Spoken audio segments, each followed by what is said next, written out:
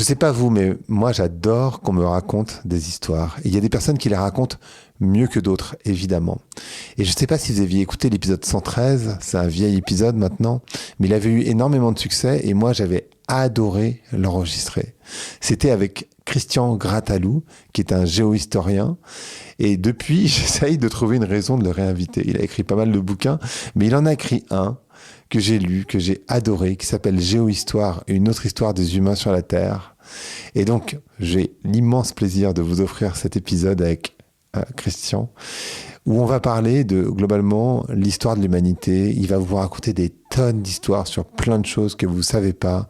Ça va vous surprendre, ça va vous faire rire, ça va vous étonner. Je vous laisse l'écouter. Allez, Vlan, c'est parti.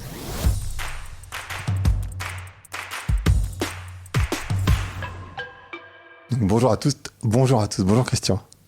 Et bonjour Grégory. Comment ça va aujourd'hui ? Aujourd'hui ça va très bien, je suis ravi de discuter avec vous. Et moi je suis ravi de vous recevoir à nouveau, parce que j'avais adoré cet épisode qu'on avait fait ensemble. Parce que vous êtes, je crois que c'est ce que j'avais dit à l'époque, c'est le prof d'histoire que j'aurais...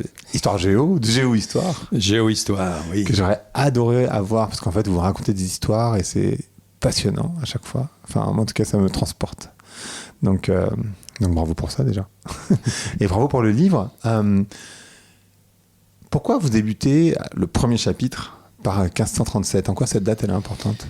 Le chapitre parle d'un singulier pluriel. Le singulier, c'est l'unité du genre humain. Le pluriel, c'est celui de la diversité des sociétés. Unité du genre humain qui est biologiquement évidente aujourd'hui. Nous avons une même origine assez proche.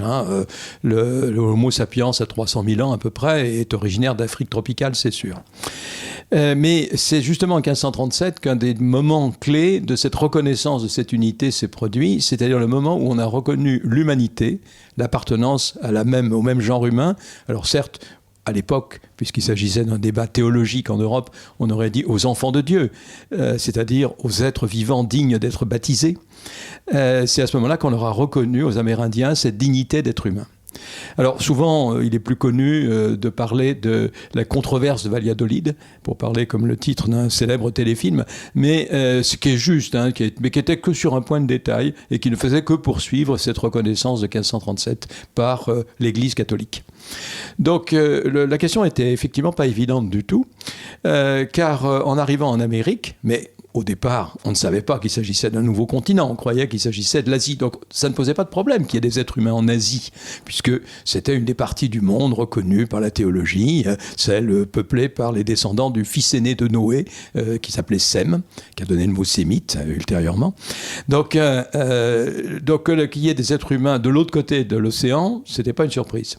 Mais à partir du moment où on a pensé ces terres comme un nouveau continent, c'est en 1507, au moment où on le nomme Amérique, c'est à ce moment-là que s'est posée la question de l'origine de ces êtres humains et l'impossibilité qu'ils soient d'origine d'issue de Noé. Enfin, en tout cas, on s'est livré à des tas de gymnastiques intellectuelles, par exemple sur des tribus perdues d'Israël, qui était un mythe important, pour savoir si on allait pouvoir les relier à l'histoire, elle, reconnue théologiquement.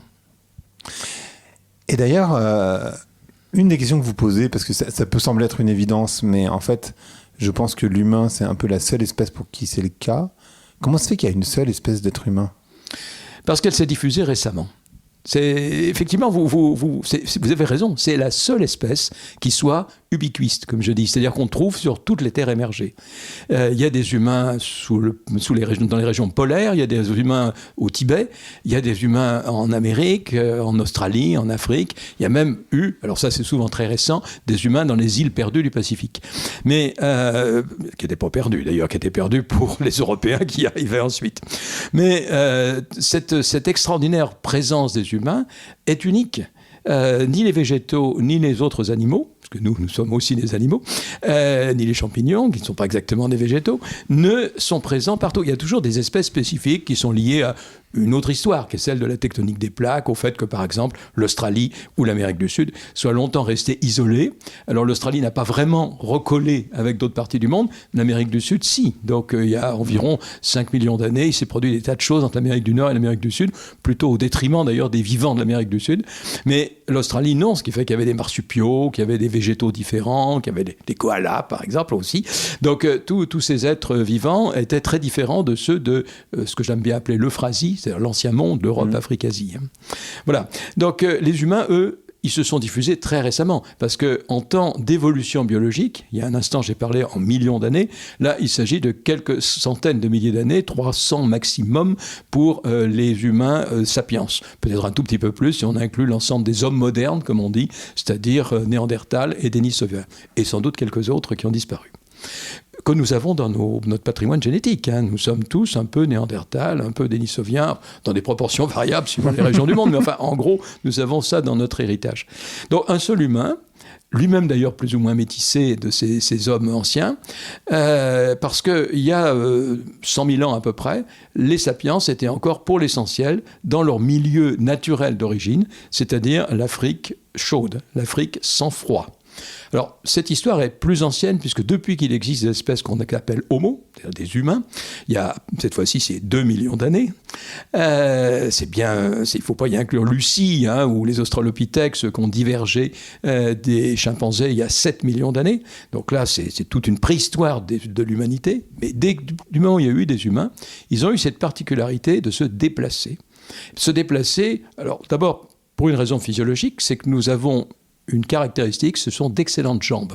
Globalement, nous ne sommes pas terribles comme animaux. Mauvaises des dents, une mâchoire peu puissante, des dents ridicules, des griffes qui n'en sont même pas, des muscles finalement qui n'ont rien à voir avec la constitution de la plupart des autres mammifères. Mais nous avons de bonnes jambes. Donc, on peut se déplacer en marchant longtemps, en courant. Enfin, nous sommes des marathoniens, naturellement. Parce que le milieu naturel d'origine, c'est la savane arborée pour ces humains. Donc, des marcheurs, à la différence des autres primates, qui sont plutôt des arboricoles. Nous ne sommes pas très bons grimpeurs, mais nous sommes bons coureurs, nettement plus qu'un gorille.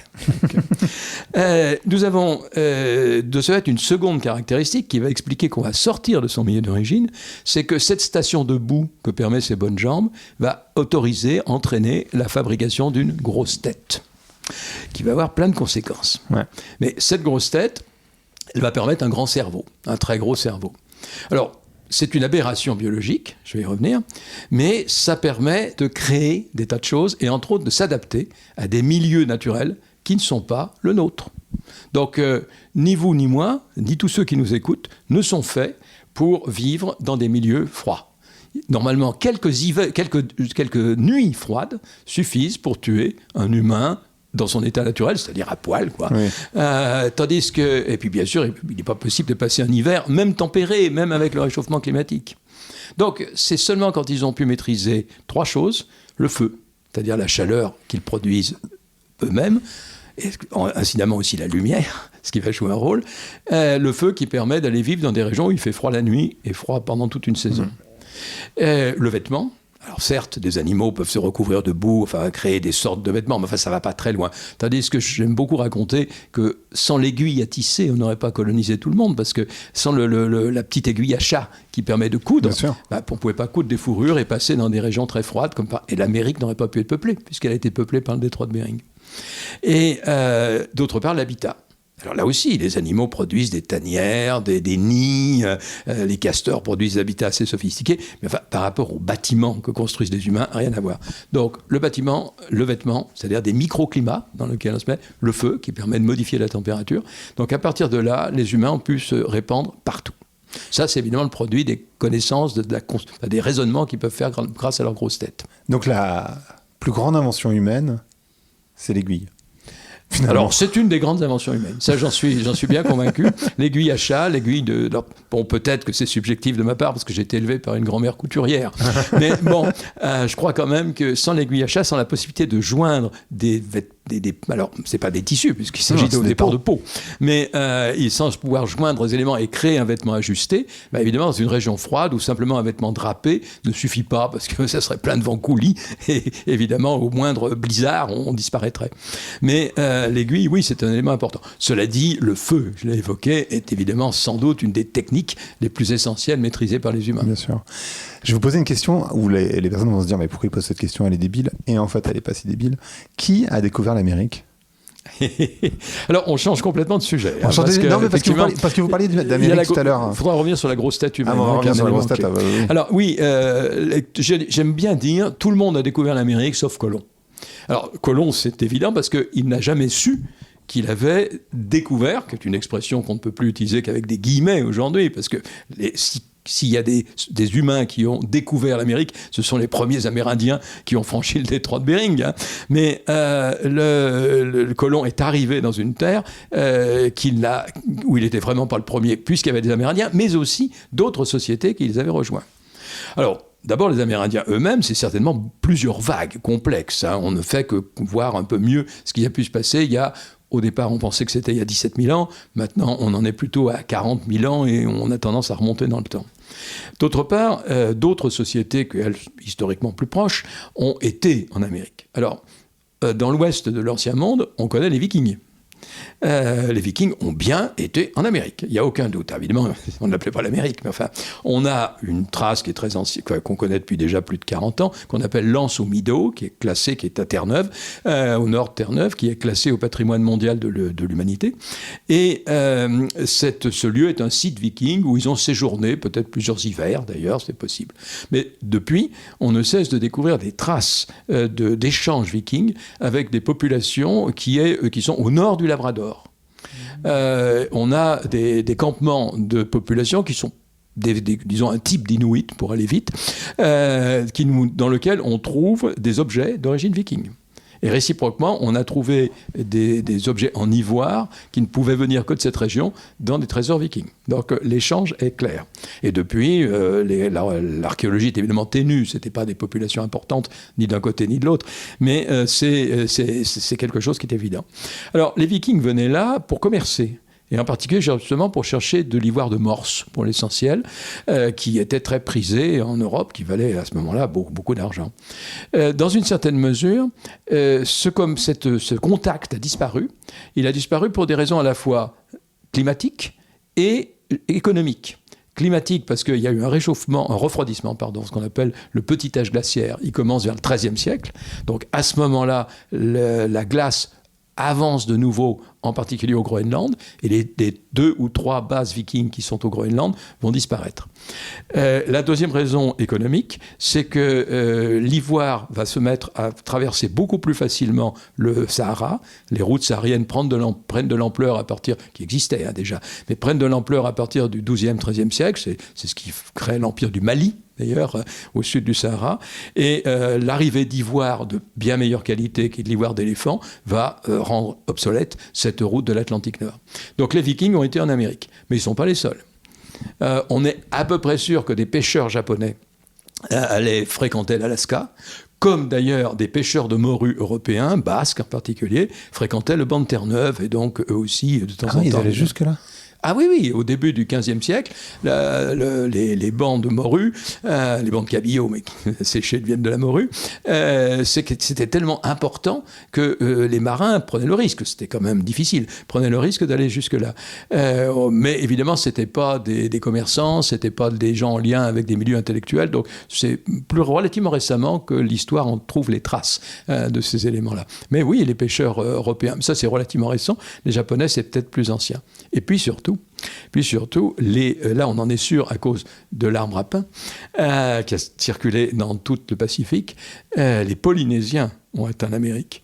Alors, on en avait fait, je ne sais pas si vous connaissez cette histoire qui remonte aux années 1945, de Thor Heyerdahl, qui était un Norvégien, donc un descendant de Vikings, qui s'était pris de passion pour les légendes incas, qui racontaient l'histoire d'un empereur inca qui avait été vers l'ouest, dans des îles, et qui était revenu.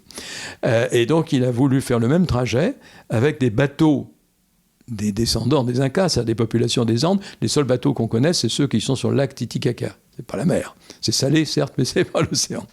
Donc, c'est des bateaux en balsa, des bateaux en roseau, on pourrait dire. Donc, il a quand même affronté le Pacifique avec ça, et il est arrivé aux îles Marquises.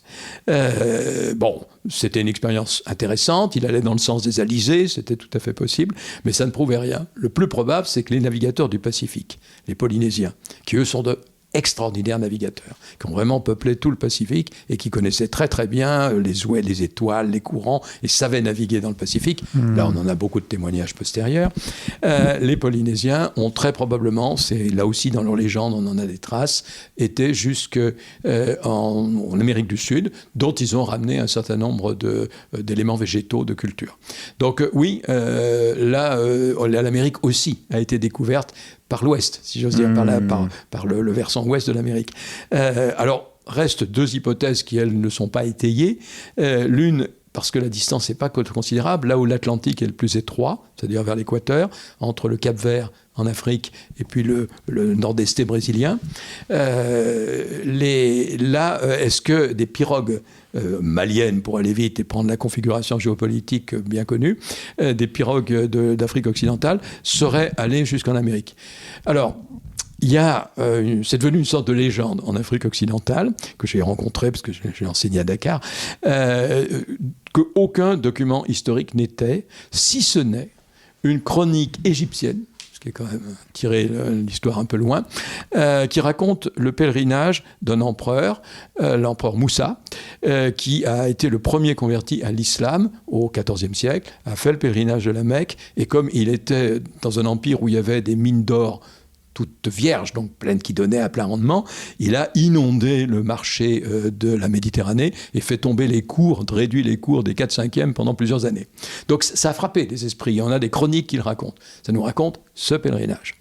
Et dans le récit de ce pèlerinage, un chroniqueur dit que son propre prédécesseur avait fait le mauvais choix, il n'était pas musulman, et était parti vers l'ouest. Voilà. Il était parti, alors on raconte qu'il avait envoyé 200 pirogues, dont une seule était revenue, et il est reparti avec 2000 pirogues, donc des chiffres certainement mythiques, mais on n'en a aucune trace. Aucune trace. Mais ça a laissé inversement des traces importantes dans le récit d'Afrique occidentale actuelle, y compris à l'école, je peux vous dire. Alors ça, c'est l'une des éléments. L'autre élément, c'est quelque chose qui techniquement est plus probable, mais n'a laissé aucune trace non plus. Ce serait une découverte chinoise. Non pas par le Pacifique, ce qui pourrait sembler assez simple, enfin c'est grand, mais possible, en longeant en particulier comme les Japonais, mais en contournant l'Afrique. Alors, il est vrai, je me souviens de l'avoir raconté dans notre précédent entretien, qu'il y a eu au XVe siècle des grands voyages chinois. Certains ont imaginé, en particulier c'est un marin anglais, c'est pas un historien, que ces voyages auraient été plus loin, entre autres en Amérique. Bon, son histoire est complètement farfelue. Il imagine qu'il y a un retour qui se fait par l'océan Arctique. Et comme, ce qui au XVIe siècle, au XVe, est totalement improbable. Donc là, on est dans quelque chose d'absurde qu'aucun historien, même chinois, qui aime bien pourtant montrer qu'ils ont tout fait avant les autres, même chinois, mais malgré tout, cette histoire a un certain succès en Chine, mais c'est malgré tout pas un succès scientifique. Donc, on a traversé l'Atlantique, c'est sûr, en tout cas au nord, mais c'est facile, on sautait d'île en île, au nord de l'Atlantique. On a traversé le Pacifique. Là, les Polynésiens sautaient bien d'île en île, mais c'était beaucoup plus complexe et fait de distance. Donc, il y a des sociétés qui ont été en Amérique, et les Européens sont arrivés que vraiment les derniers dans la matière. On n'a pas du tout découvert l'Amérique. Oui, non, le mot découverte, de toute façon, il y avait déjà des humains, donc par définition. Ils sont arrivés, ils ont voyagé, ils sont arrivés en Amérique. Voilà. Et surtout, ce que je dis toujours, c'est pas le premier voyage de colons qui compte, c'est le second. C'est-à-dire, ils y sont retournés. Parce qu'à l'arrivée, dire oui, on fait 20, 30 jours de navigation, puis il y a des terres au bout, dans lesquelles il y a une végétation un peu différente, puis des individus qui sont tout nus. C'est à peu près ce qu'a raconté Colomb. C'était pas très vendeur. Alors, s'il n'avait pas dit qu'il y avait un peu d'or, en trichant d'ailleurs, on ne l'aurait pas financé son second voyage. Mais la seconde question qui avait été posée à Colomb après l'or, par les rois catholiques, par ses commanditaires, est-ce qu'il y a de la canne à sucre ? Et il a dit, je ne sais pas, mais ça pourrait. Et dans le deuxième voyage, il a emmené des plants de canne à sucre, et comme ça, il y a eu des plantations de l'autre côté. Et c'est ça qui a intéressé les Européens. Parce que l'origine de la canne à sucre, c'est quelle C'est en Inde. Enfin, c'est une plante originaire d'Asie du Sud-Est, mais qui a été domestiquée et transformée en une plante de culture en Inde, dans le premier millénaire avant notre ère. Les Grecs d'Alexandre, qui ont connu la canne à sucre, puisqu'ils ont été jusqu'en Inde, avaient décrit le roseau qui donne du miel sans le secours des abeilles. C'est joli. C'est très joli. C'est très joli. J'ai des tonnes de questions par rapport à ce que vous venez de dire. D'abord, sur les Vikings, j'essaie de remonter un petit peu. Est-ce qu'il y a eu... Parce qu'en fait, j'avais une question autour du métissage, de quand datait le premier métis, qui est un sujet que vous adressez dans le livre. Mais est-ce qu'il n'y a pas eu des métissages entre les personnes qui vivaient en Amérique, enfin au nord de l'Amérique, et les Vikings? Parce que ça a donné des... Alors là, je n'en ai jamais lu le moindre témoignage. Non, ni mais on la le verra moindre surtout trace, physiquement. Oui, c'est évident qu'on voit arriver ces commerçants, parce que les Vikings étaient d'abord des marchands qui venaient se procurer des matières premières, qui rencontrent une population effectivement différente d'eux, mais où il y avait des femmes. C'est pas impossible qu'on peut imaginer, mais pour le moment là, je vois aucun roman qui pourrait nous le faire. Une belle histoire entre une belle Inuit et un grand Viking. C'est pas, pourquoi pas. En tout cas, je crois pas, parce qu'on a aujourd'hui une autre forme d'archéologie, c'est les patrimoines génétiques. Je crois pas que j'ai jamais entendu parler d'un patrimoine génétique inuit avec des traces vikings, ou l'inverse, un patrimoine norvégien ou islandais avec des traces inuit. Donc, non, mais ça serait vu en plus. Enfin, ça aurait été... Ah non, mais tout est bien sûr. Mais au contraire, ça a dû se faire, mais en tout cas, ça n'a pas donné. Les métissages se produisent toujours. Il y a toujours des métissages. D'ailleurs, de quand date enfin, vous traitez ce sujet de quand date le premier métis, enfin le premier métis entre guillemets. Alors, celui entre des Amérindiens et des Européens. C'est ça. C'est-à-dire entre une Amérindienne et un Européen. Parce que c'est, évidemment, vu le nombre de femmes qui traversaient l'Atlantique, c'est-à-dire quasi zéro, jusqu'à la fin du XVIe siècle, un petit peu, mais pas beaucoup, c'était évidemment dans ce rapport de genre que les choses se passaient. Celui qu'on appelle le premier métis, on l'appelle El Mestizo, hein, c'est le fils de Cortés, le conquérant du Mexique, puisqu'il y a une histoire qui a été d'ailleurs pas mal arrangé ensuite pour en faire une belle histoire, un roman conquérant, qui est celle de la Malinche. La Malinche, c'était une princesse maya qui était prisonnière dans un autre groupe et qui parlait donc, entre autres, l'aztèque, enfin le nahuatl, la langue des Aztèques, qui a été offerte à Cortés lors d'un des premiers contacts sur les littoraux avec les populations amérindiennes continentales, puisque lui il venait des Antilles, hein, les populations continentales, et qui étaient donc qui avait l'avantage d'être polyglotte. Et c'était certainement quelqu'un de fort intelligent. Elle a appris l'espagnol. Cortés lui aussi a assez vite parlé le nahuatl. Hein. Donc ils ont officiellement été mariés et ils ont eu le premier métis. En fait, on peut très clairement dater les premiers rapports sexuels entre des Espagnols et des Amérindiennes, peut-être des Amérindiens aussi d'ailleurs, je ne sais pas, mais là évidemment ça nous laisse peu de traces, du premier voyage de Colomb. Parce que les marins de Colomb ont ramené des maladies vénériennes d'Amérique. Donc, qui était typiquement américaine. Donc, la réponse est claire. Et dès 1493, ces maladies passent en Italie, parce que les soldats qui combattent à Naples, les Français d'ailleurs, avaient dû fréquenter les mêmes prostituées que les marins de Colomb, ce qui fait que les Français vont appeler ça le mal de Naples, parce qu'à leur tour, ils vont le répandre en Europe, et ailleurs en Europe, on appelle ça le mal français. Voilà. J'ai tellement de questions. Parce que, du coup, je me dis... D'ailleurs, le fait qu'on puisse faire des bébés de deux typologies de... Absolument. C'est la preuve que... En 1537, c'est cela qui a été, par l'Église, reconnu comme l'argument décisif pour considérer que les Amérindiens étaient bien des humains. Bah, techniquement, c'est le cas. Enfin, je veux dire, pour toutes les espèces, c'est l'interfécondité, comme on dit, si c'était même des espèces légèrement différentes. L'interfécondité prouve que c'est la même et unique espèce. Donc, il y a peut-être des variations infimes, mais c'est tout. Et alors, c'est quoi la source du racisme? Parce que si en 1537, ils se disent on est de la même race, on est les mêmes... Pourquoi le racisme? Alors, ils n'ont pas dit on est la même race. Ah. Ils ont dit nous sommes tous des enfants de Dieu. D'accord. Et ils le reconnaissaient tout autant aux esclaves noirs, puisque la reconnaissance des Amérindiens comme humains, pour pouvoir les baptiser, a entraîné le fait qu'il était plus difficile de les traiter comme des animaux. Donc, comme il était... Et par ailleurs, ils étaient extrêmement malades à cause de toutes les cochonneries qui arrivaient d'Europe, qui étaient bien pires que ce que les marins de Colomb avaient ramené dans l'autre sens. C'est de là que débutent les premières traites négrières transatlantiques. Traite négrière, c'est plus ancien. Mais transatlantique, c'est début 16e. Donc, même les esclaves noirs étaient tout autant reconnus comme humains. Ils étaient baptisés, d'ailleurs. Hein. Mais on avait besoin, pour les hiérarchies sociales, pour l'exploitation des gens, d'humains bétail. Hein, c'est ça, le statut d'esclave, qui va être justifié par le racisme. Alors, la malédiction des Noirs comme racistes, c'est par un racisme utilitaire, si j'ose dire, c'est une très très vieille histoire.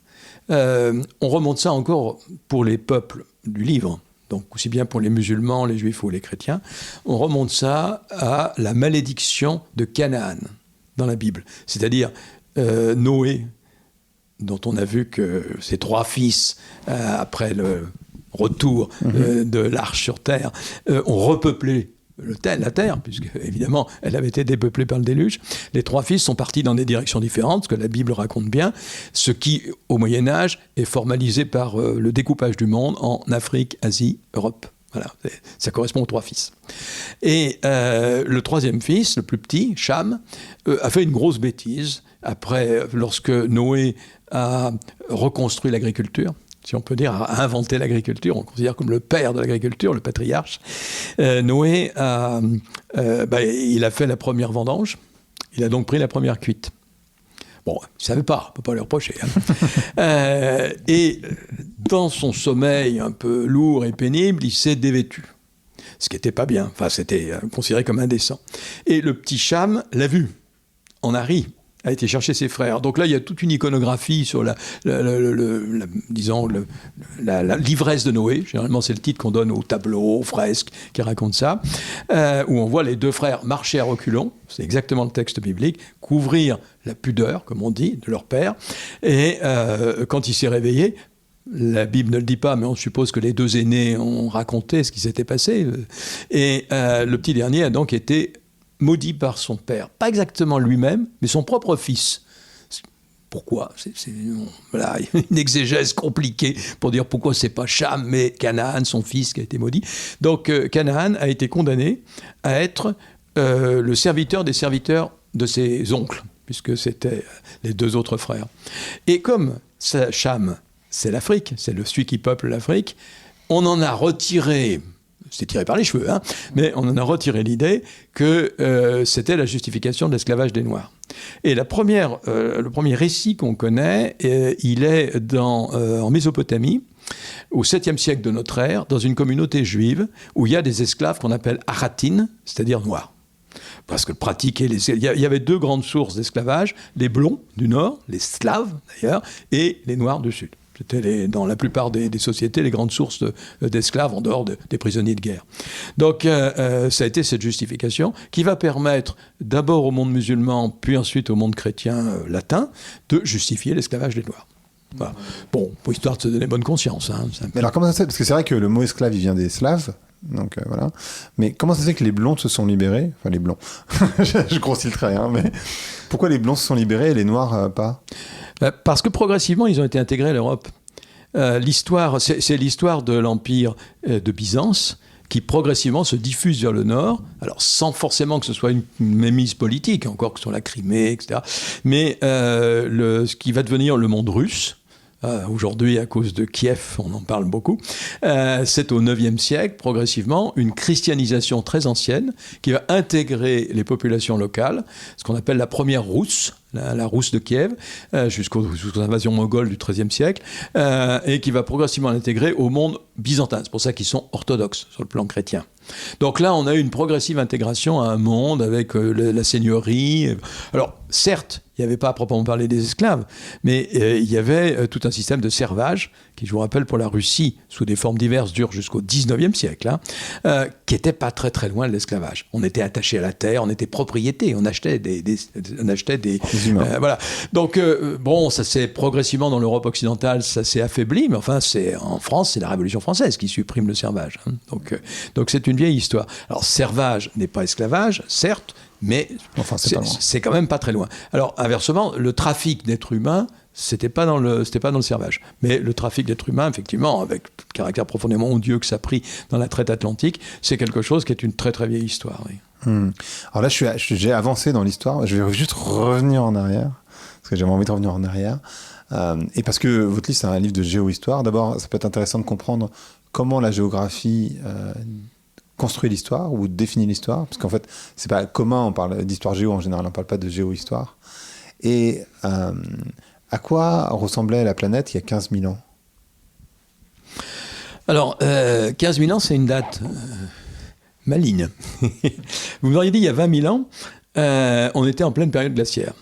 Il y a 10 000 ans, on était déjà dans l'interglaciaire actuel. Il y a 15 000 ans, on est en pleine transition entre les deux. Donc, on était encore dans un monde froid et très largement occupé par des grands glaciers, ce qu'on appelle des inland seas. Aujourd'hui, il y en a un très grand, c'est celui qui est en train de fondre, certes, mais enfin, il y a encore de beaux restes, qui est celui qui est sur l'Antarctique. Mais il y a aussi celui sur le Groenland. C'est les deux derniers grands inland seas. Sinon, on a des glaciers de montagne et c'est tout. Mais il y a 20 000 ans, il y en avait un très grand sur tout le nord de l'Europe. La mer Baltique et le creusement, et la mer du Nord aussi, tous les bancs de sable qu'il y a dans la mer du Nord, le Doggerbank par exemple, ce sont des bancs de sable morainiques qui ont été creusés par les glaciers. Et vous avez des formes glaciaires, des vallées glaciaires, non seulement dans toute l'Écosse, les lochs, les grands lacs, c'est ça, c'est des restes de glaciers, mais même en Irlande du Nord. Dans tout le nord de l'Irlande, vous avez encore des belles vallées glaciaires. Les glaciers s'arrêtaient en gros vers le milieu de l'Angleterre, vers l'Allemagne du Nord. Vous aviez encore tout le glacier, cet énorme glacier qui avait son centre sur la Scandinavie. Donc au sud d'un grand glacier, il y avait des toundras, il y avait des steppes avec des lichens, des mousses, éventuellement pendant l'été quelques herbes, ce qu'on trouve au nord de la Sibérie aujourd'hui. Et c'est seulement à l'extrême sud qu'on trouvait de la taïga, c'est-à-dire de la forêt de résineux, de la forêt qui résiste au froid l'hiver, qui était dans le sud de l'Europe. Et puis la forêt tempérée, les chênes, etc., ils étaient dans l'extrême sud du Portugal ou de l'Espagne, la Sicile, le Maroc, qui sont les ancêtres de tous les arbres qui vont repeupler l'Europe ultérieurement. Donc les humains... Monsieur Cro-Magnon, par exemple, lui, c'était il y a 35 000 ans, il vivait dans ce milieu-là. Parce que les toundras, les steppes, c'est des lieux où il y a quand même pas mal d'animaux, et en particulier d'herbivores, pendant l'été. Donc, il y a des chasseurs dans les humains. Bon, mais ça l'est dit, j'ai pris l'Europe parce que c'est ce qu'on connaît le mieux, mais vous aviez un énorme inland seas également sur le nord-est de la Sibérie. Vous en aviez surtout un énorme sur l'Amérique du Nord. Et à la fin de la période glaciaire, cet énorme inland seas, dont les traces sont les grands lacs nord-américains, c'est le creusement des inland seas, les lacs Erie, etc. Ces grands lacs, et vous aviez ce grand glacier de plaine qui ont fini par rejoindre les grands glaciers de montagne qu'il y avait dans les Rocheuses. Ça fait une énorme barrière de glace. Donc les humains vivaient plutôt au sud. Ils ne vivaient pas dessus, les glaciers, c'est pas terrible, mais ils vivaient au sud, voire dans des régions évidemment plus chaudes, tropicales ou subtropicales. Mais c'était très très peu nombreux. Il y a 15 000 ans, c'était de l'ordre de 2-3 millions d'humains sur toute la Terre. Or, ils étaient en Amérique, ils étaient en Australie, ils étaient dans toute l'Asie, ils commençaient un petit peu à être dans le Pacifique, et bien sûr, ils étaient en Afrique, qui était le lieu d'origine. Donc, il y avait des humains déjà partout, mais en toute petite quantité. Alors, une question que je me pose là, parce que c'est vrai que les humains, ils viennent tous d'Afrique, mais du coup, la nature, on est né en tant qu'humain noir, d'une certaine manière. Alors, on ne sait rien. Ça, effectivement, c'est une question qui se pose souvent. Se dire, oui, si on était en Afrique. Alors, en gros, biologiquement, la dose de mélanine dans la peau, c'est très largement lié à l'exposition au soleil. Oui. Ça, on a une adaptation physique au milieu, à condition, bien sûr, qu'on prenne du temps. Si je prends le raisonnement à l'inverse, les Inuits ont une peau extrêmement claire, parce qu'il s'agit de capter de la vitamine D, c'est-à-dire des rayons du soleil dont ils ont absolument besoin. Alors évidemment, on en a plutôt des excédents dans les régions tropicales, mais dans les régions polaires, on en a sacrément besoin. Nous-mêmes d'ailleurs, nous sommes tous, évidemment, vous comme moi, nous sommes tous des animaux d'origine tropicale, l'hiver, on a besoin un petit peu de soleil. Donc soit on va prendre vraiment du soleil, soit on prend des petites ampoules de vitamine D qui sont du soleil en flacon, bon, il y a ça. Et d'autre part, même les Inuits ont développé une petite couche de graisse sous la peau, sous l'épiderme. Vous avez une couche de graisse qui leur fait un manteau naturel. Mais vous avez plein de petites adaptations physiologiques, comme qui sont pas, faut pas les voir de manière finaliste. Il se trouve que les individus qui avaient ces caractéristiques, qui avaient peut-être un petit peu plus graisse que les autres, ils se sont plus reproduits parce qu'ils mouraient moins. Donc, même chose pour ceux qui ont vécu en haute altitude, comme, mettons, les Tibétains ou les Andins, les régions de ceux qui vont donner l'Empire Inca, ils ont plus de globules rouges.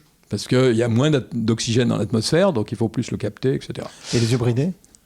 Ben ça, on t'a toujours raconté que c'était sans doute une adaptation aux régions de vent. C'est pas sûr du tout. Ça, c'est pas parce que après tout, si vous prenez les populations des steppes, vous aviez des populations de type indo-européen aux yeux absolument pas bridés pendant très très longtemps.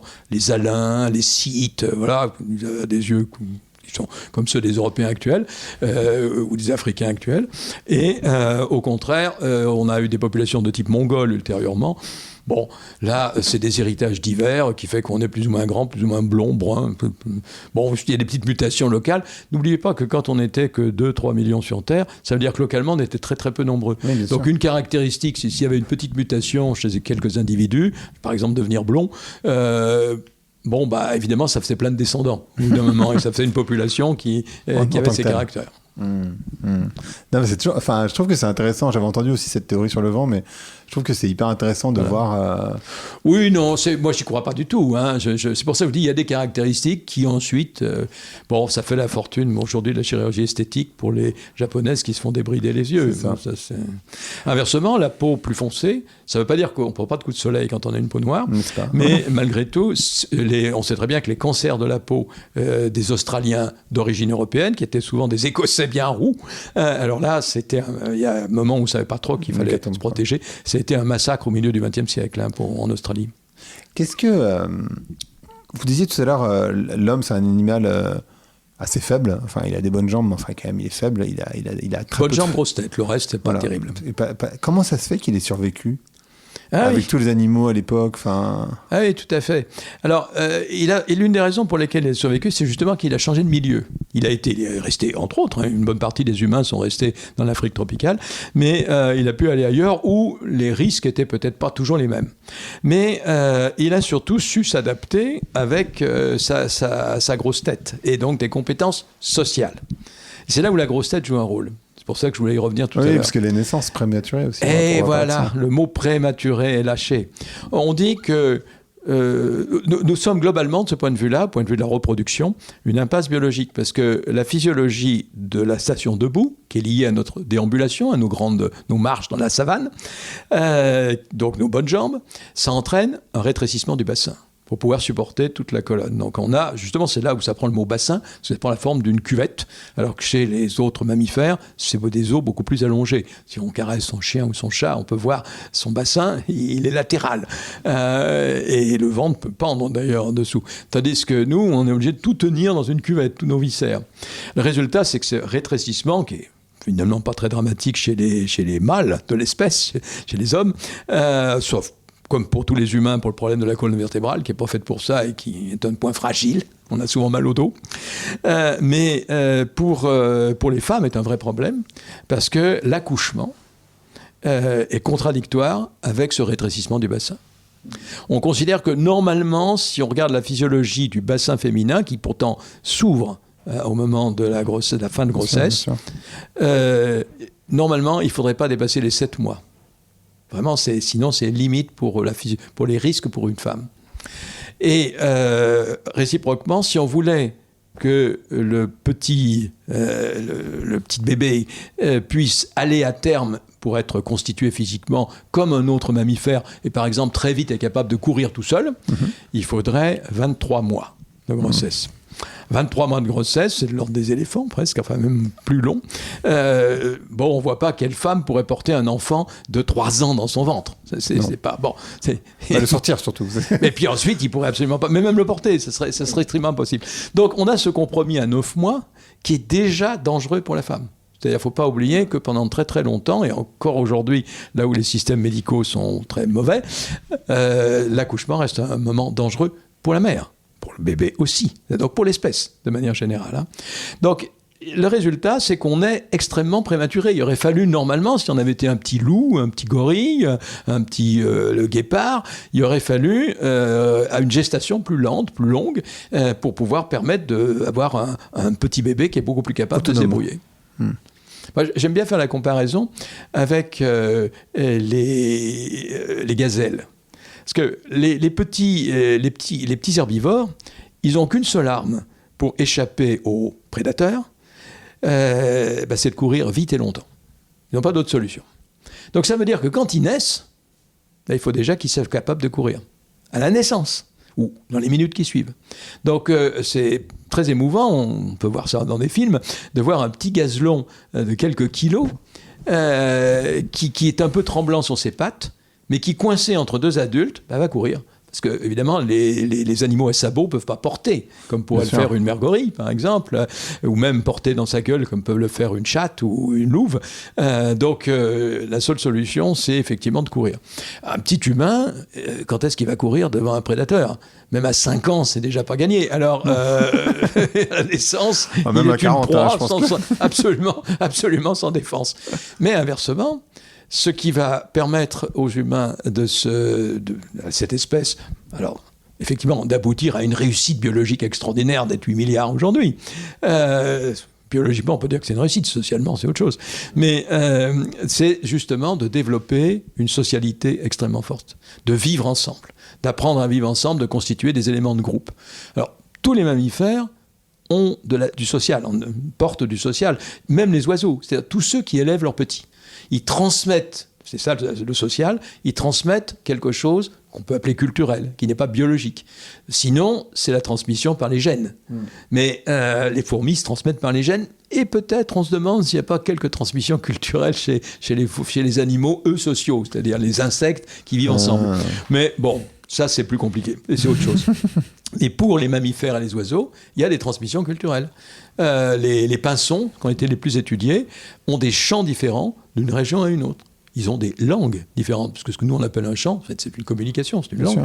Donc ils apprennent à leurs petits à chanter d'une certaine manière, et 100 km plus loin, d'autres pinsons, biologiquement identiques, apprennent d'autres chants que leur ont appris leurs propres parents. D'ailleurs, comment ça se fait qu'il y ait... Alors, moi, j'avais lu cette théorie, je ne sais pas si vous l'avez vue passer, mais je la trouve intéressante, que la langue humaine a été inventée par l'absorption de champignons. Vous parlez de champignons tout à l'heure. Je ne sais pas du tout si c'est vrai, mais les gens qui prennent des champignons hallucinogènes, ils adorent raconter cette histoire. Et la seconde question, ça c'est plutôt une remarque, la seconde question, vraiment plus importante, c'est comment ça se fait qu'en Europe, qui est un continent assez petit finalement, il y ait autant de langues parlées versus des énormes continents où finalement ça s'est réduit. C'est-à-dire qu'avant il y avait beaucoup plus de langues et au fur et à mesure finalement ça s'est étendu pour se réduire à celles qu'on connaît aujourd'hui. Oui, alors il y a beaucoup de questions dans votre question. Bon, je vais peut-être éliminer tout de suite l'histoire des champignons. J'y crois pas du tout. Je vois pas bien quel lien on peut faire, si ce n'est effectivement l'effet de divagation sous forme d'usage de champignons hallucinogènes qui rendent prolique pour ça, d'accord. Mais non, ce que je disais, c'est que les langues, c'est quelque chose qui est beaucoup plus ancien que l'humanité elle-même, puisque les oiseaux, et ce depuis des millions d'années, tous les mammifères d'une manière ou d'une autre, une horde de loups ne hurlent pas, puisque c'est ainsi qu'on désigne leur communication, de la même manière qu'une autre horde de loups. Et ils se reconnaissent, et ils sont d'ailleurs assez... il n'est pas facile à un loup d'intégrer une autre horde. En général, ils sont chassés, voire tués, quand ils sont confrontés à une autre horde. Chacun défend son territoire. Donc, c'est pas forcément des relations sympas. Donc, il y a du langage. Mais évidemment, rien n'est aussi complexe que le langage humain. Alors, cette complexité, elle est bien liée à la marche, la diffusion, les voyages que j'évoquais tout à l'heure, parce qu'à partir du moment où les humains sont sortis de leur milieu, ils ont été de plus en plus loin, ils ont peuplé toute l'Eurasie. En gros, dès 1,5 million d'années, on en trouve l'homme de Pékin, l'homme de Java, qui sont des restes archéologiques pré-sapiens, d'Homo erectus. Ce sont des restes qui montrent qu'il avait fallu passer par des tas de régions qui n'étaient pas forcément du tropical chaud, de la savane arborée originelle. Donc, vous avez une diffusion de ces humains dans des tas de milieux différents. Donc des lieux où la société va être obligée d'innover, parce que ce n'est pas les proies habituelles, ce n'est pas les herbes qu'on cueille habituellement, etc. Mais évidemment, comme ça a pris des dizaines de milliers d'années, on a eu le temps d'apprendre. Mais ça signifie aussi que chaque groupe qui communiquait, puisque le langage s'est développé de manière de plus en plus complexe chez les humains, qui communiquait avait cette langue qui va évoluer très vite. Une langue, c'est très très mobile. On le voit tout le temps. Il suffit d'une génération à l'autre pour s'apercevoir que les plus jeunes ont des langages, des codes, etc. qui sont... Vous qui êtes beaucoup plus jeunes que moi, vous devez déjà le sentir par rapport aux plus jeunes. Un petit peu. Oui, donc c'est un phénomène qui se produit constamment. La langue, ça bouge tout le temps. Donc quand un même groupe se coupe en deux, en trois, au bout d'un siècle seulement, l'intercommunication ne se fait plus. Ça va très très vite. Les langues évoluent parce qu'ils sont confrontés à des problèmes différents, c'est pas le même milieu.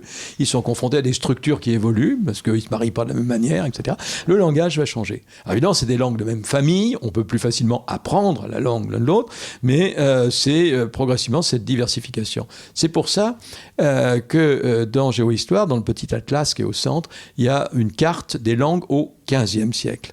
Alors pourquoi au XVe ? Parce que c'est avant les voyages européens du XVIe, avant que disparaissent, de se mettre à disparaître des langues, c'est le moment où il y a eu le plus de langues différentes possibles. En gros, les Amérindiens sont issus des mêmes peuples de Sibérie. Ils sont cousins des Japonais, d'ailleurs, de ce point de vue-là. Et eux ne le sont pas des Chinois.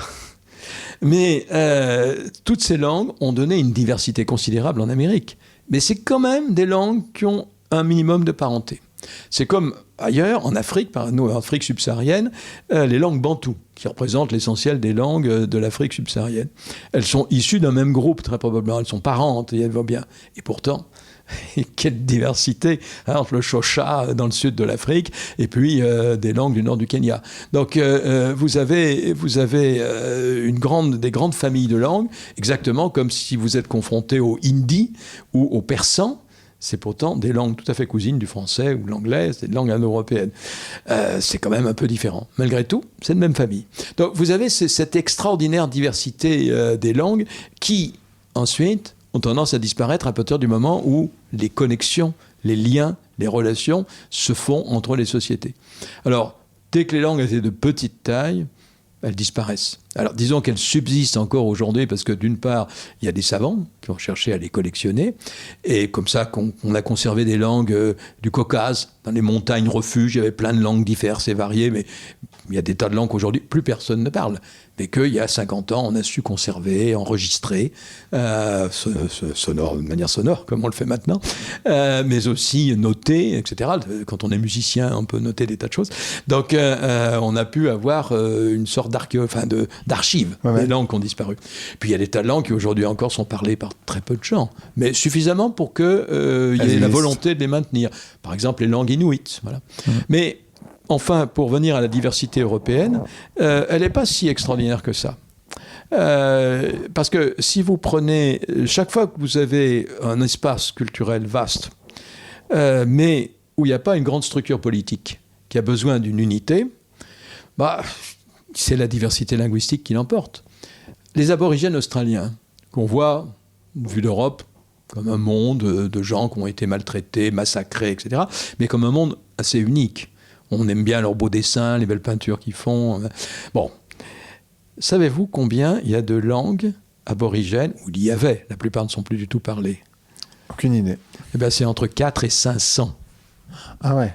C'est-à-dire que l'Australie, c'est vaste, hein, je vous l'accorde, 4 millions de kilomètres carrés, mais malgré tout, et puis c'était quand même relativement peuplé de quelques dizaines de milliers, centaines même de milliers de personnes, qui étaient complètement dispersées, même s'ils étaient surtout au sud-est, c'est-à-dire là où il y a les populations européennes aujourd'hui, d'origine européenne aujourd'hui. Mais vous avez des populations qui étaient des groupes extrêmement variés et différents les uns des autres. Ils parlaient donc des langues différentes les uns des autres. La plupart sont devenus des objets d'archives, mais c'est quelque chose qui... Donc, il y a une grande diversité. Les langues bantoues, il y en a des centaines, que j'évoquais il y a un instant, les langues amérindiennes, des milliers. Non, il y a une grande diversité. Il se trouve que l'Europe a une histoire, ce serait une autre histoire de le raconter, mais a une histoire de pluralité politique. Ce que j'appelle, en reprenant l'expression de Braudel, une économie monde. C'est-à-dire vous avez un même monde, une certaine unité économique, qui a une certaine unité religieuse, c'est la chrétienté latine, mais où se développent des sociétés politiquement différentes, des États-nations, ce qui finit au bout du compte, au XVIIIe siècle, à devenir des États-nations. Donc du français, de l'allemand, de l'anglais, du norvégien, du portugais, voilà, etc. Donc vous avez ce phénomène. C'est exactement l'inverse de lorsqu'il y a une unité politique d'un même ensemble culturel, toujours pour parler comme modèle, un empire-monde, dont l'archétype est la Chine. Bien sûr. Mais la Chine, il y a plein de langues chinoises différentes. Alors, le cantonais, c'est assez différent du shanghaïen, qui n'est pas le pékinois. Mais il y a une langue politique, culturelle, unique, qui est le mandarin, parce qu'il y a un empire. Donc, comme dans l'Empire romain, on parlait latin et grec, comme dans d'ailleurs, la chrétienté a gardé longtemps l'usage de ces langues. Complètement. Les langues des cadres, hein, des langues des clercs, hein, des langues de l'Église. Mais la plupart des gens parlaient des langues d'origine latine, mais ils ne parlaient pas le latin. Donc des langues différentes. Donc vous avez une diversité qui est une diversité en partie politique. Une question aussi que je pense beaucoup de gens se posent sans se la poser vraiment. C'est ça qui est intéressant, mais vous la traitez dans le livre, donc on va en parler. Pourquoi est-ce que c'est l'Europe qui s'est répandue dans le monde entier comme ça? Et pourquoi pas le continent africain? Pourquoi pas l'Asie? Pourquoi pas les Incas? Je sais pas, en fait c'est très étrange de se dire... ouais, c'est très auto-centré. Nous, c'est l'histoire qu'on connaît, donc du coup, c'est la seule histoire qu'on connaisse, et puis c'est l'histoire humaine. Mais pourquoi les Européens? Qu'est-ce qui s'est passé? Ah, vous avez bien raison, il faut s'en étonner. Et il faut s'en étonner. Et cela dit, ce qui est frappant, qui montre l'aveuglement hein, que vous pouvez avoir, c'est que cette question ne s'est vraiment posée qu'à la fin du XXe siècle, telle que vous la formulez. Avant, c'était très net au 19e, et même ce que j'ai appris à l'école primaire quand j'étais gosse, c'est, comme on parle d'un roman national pour dire l'histoire française depuis nos ancêtres les Gaulois, moi j'aime bien parler d'un roman continental pour l'Europe. L'Europe qui a développé ses défauts et ses qualités, mais qui devient le lieu de début de la science et de l'industrie au XVe siècle, et qui par là même va avoir des qualités qui lui vont permettre de conquérir le monde. Et puis qui au XIXe est de loin le centre économique mondial, et s'offre le monde, achète, paye coupe le monde en parts de tarte et se l'offre en se le partageant. Bon, ça c'est l'idée que par exemple, quand on a parlé de Cortés, il y en a tout à l'heure, quand Cortés arrive en Amérique, comment une poignée de conquistadors, alors certes des bons combattants, courageux, inconscients d'ailleurs, ils sont pour sur des bateaux, essentiel, ils sont très peu. Mais alors Cortés, ils sont quelques centaines, puis comme il y en a d'autres qui arrivent, ils sont peut-être 2000 au bout du compte des moments de conquête. En face, il y a l'Empire aztèque qui est de l'ordre de 10 millions de personnes. Ben oui. Et les guerriers, qu'ils appelaient les guerriers jaguars et les guerriers aigles, c'est pas des manches. Alors certes, on pense technique européenne. Ils ont des armures en acier, nos conquistadors. En face, ils ont des systèmes matelassés en coton. C'est peut-être moins bien. Les uns ont des épées ou des lances en acier, les autres ont des massues avec des lames d'obsidienne. Bon, cela dit, et les historiens mexicains sont amusés à le faire, vous prenez une massue avec des lames d'obsidienne bien tranchantes, le casque en acier, vous le coupez en deux, sans problème. Et les techniques de protection en coton, les Espagnols eux-mêmes vont le réutiliser par la suite parce que c'est bien pratique, entre autres dans un climat chaud. Donc, ils ont des chevaux, ils ont des canons, mais très vite, on comprend qu'un cheval, ça se tue. Un canon, ça tire un petit peu, et ça fait pas grand mal, ça fait du bruit, c'est tout. Donc, cette image d'une supériorité technique des Européens, alors, s'il y a une supériorité culturelle, ça a été la surprise. Les conquistadors ne savaient pas où ils arrivaient. Mais enfin, ils savaient qu'ils arrivaient dans une terre inconnue et qu'ils avaient des sauvages en face d'eux. C'était leur point de vue. Mais pourquoi ils n'ont pas juste fait du commerce comme tous les autres ? Ouais, c'est effectivement une bonne question. Le meilleur commerce, vous savez, c'est le pillage intégral. Hein. Ça, c'est le commerce absolu. Chaque fois que des commerçants l'ont fait, pensez aux Vikings de tout à l'heure. Les Vikings, ça veut dire commerçant, un Viking. Hein. C'est au départ ce mot. Ils vont dans la Seine pour commercer. Puis, s'il se trouve que les gens en face d'eux sont pas capables de résister, pourquoi échanger puisqu'ils peuvent tout prendre ? Mais les Chinois, par exemple, ils n'ont pas fait ça. Ils ont jamais. Parce que les Européens, ils ont quand même fait de manière. Ça, c'est. Attention de ne pas vous faire avoir par l'histoire, par le récit chinois, hein, c'est vrai. Bon, alors, je voudrais terminer un instant sur les conquistadors. La supériorité européenne, il y en avait une, involontaire, mais très puissante. C'était tous les microbes que les Européens ont apportés en Amérique. Involontairement, ils en étaient parfaitement inconscients à l'époque, hein, mais ils se sont très vite aperçus que quelques années, et même quelquefois quelques mois après leur arrivée, les populations locales devenaient malades et mouraient. Ça va d'ailleurs être c'est ce qui va justifier les traites négrières transatlantiques. Hein. Donc, au bout d'un moment, ils ont fini par comprendre qu'ils étaient certainement des maladies qui leur étaient liées. Et ça aurait été d'ailleurs des Chinois, ça aurait été pareil. Parce que les maladies étaient communes à l'Ancien Monde. Alors, la peste noire, la fameuse peste noire, c'était commune à toutes les maladies, à tout l'axe de l'Ancien Monde, de la Méditerranée aux mers de Chine. Ça l'avait bien montré au XIVe siècle où ça avait tué tout le monde, enfin le tiers de la population de cet axe, mais dont l'Europe bien sûr. Donc, qu'en traversant l'Atlantique, ils sont arrivés avec leurs microbes et eux-mêmes leurs anticorps. Mais ce qu'ils ont communiqué, c'est seulement les microbes. Et pourquoi ce n'est pas les microbes des Aztèques qui ont pris le dessus sur les... On l'a vu tout à l'heure avec des maladies vénériennes, ça a été un peu le cas. Simplement, les populations de l'axe de l'Ancien Monde, c'est les 3/4 de l'humanité. Ça est toujours vrai aujourd'hui. Hein.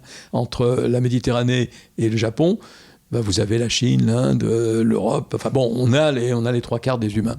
L'Amérique, c'était à peu près 10%. C'était 10-15%, c'est-à-dire 50 à 70 millions de personnes. C'est beaucoup. 90% va mourir dans le siècle, les 2 siècles qui suivent. Hein. C'est là la supériorité européenne. Ils ont gagné par une guerre bactériologique.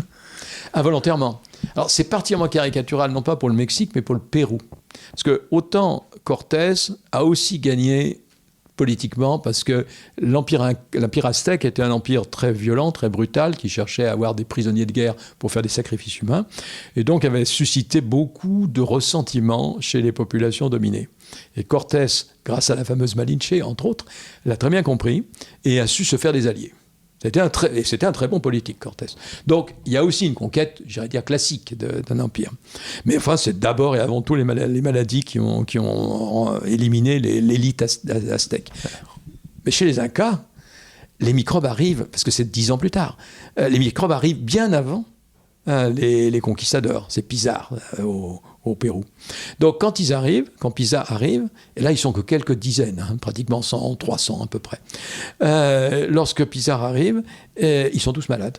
Tout l'empire inca est malade. Les empereurs meurent les uns après les autres. Il n'y a même plus de successeurs parce que tous les successeurs potentiels sont morts. Oh, wow. Ah oui, c'est imaginer un pays où toute la classe dirigeante est morte ou malade. Parce que, évidemment, c'est ceux qui ont le plus de contact avec les autres. Bien sûr, bien sûr. Donc, les dirigeants, les commerçants, les militaires, les religieux, tout cela, ils sont passés. Les paysans, dans des milieux lointains, ils ont résisté plus longtemps. Mais donc, une société, et c'était un grand système impérial, un peu l'Empire romain, mais imaginez l'Empire romain où toute l'aristocratie serait morte. C'est une structure complètement impossible, en pleine guerre civile, en pleine pagaille. Donc, c'est comme ça qu'ils ont pu s'en emparer.